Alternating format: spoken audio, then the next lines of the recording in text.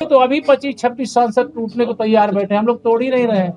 नमस्कार, आप देखना शुरू कर चुके हैं न्यूज फॉर नेशन। मैं हूं आपके साथ धीरेन्द्र। उत्तर प्रदेश की राजनीतिक घटनाओं में बयानबाजी का दौर जारी है। केशव प्रसाद मौर्य और ओपी राजभर के बाद अब समाजवादी पार्टी की ओर से मोर्चा खोला है समाजवादी पार्टी के सांसद सनातन पांडे ने।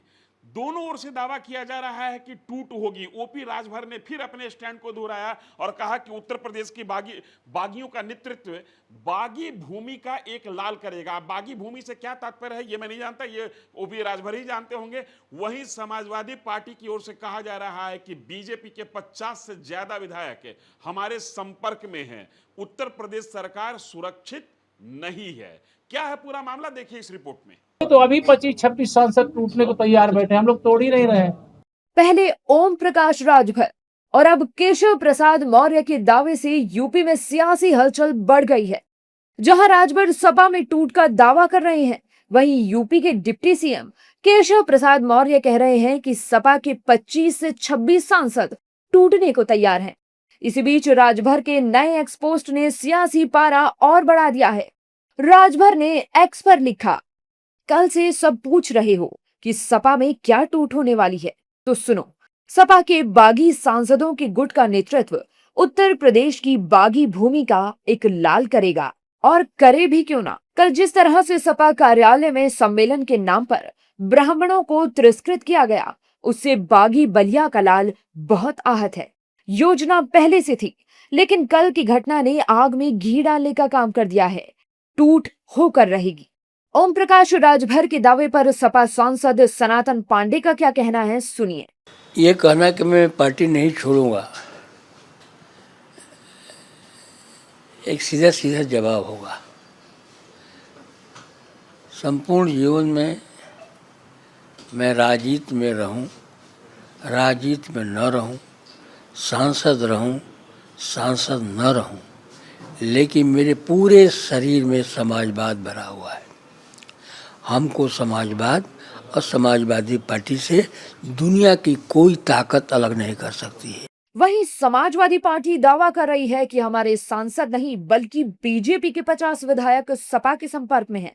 सपा सांसद नीरज मौर्य का कहना है कि अगले चुनाव में अखिलेश यादव की जीत होगी। भारतीय जनता पार्टी और इनके नेतागण 2024 में जो उत्तर प्रदेश में बुरी तरह से हारे हैं, उससे कैसे उभरें, इसलिए वो इस तरह के दुष्प्रचार कर रहे हैं और अपने आप को सांत्वना दे रहे हैं।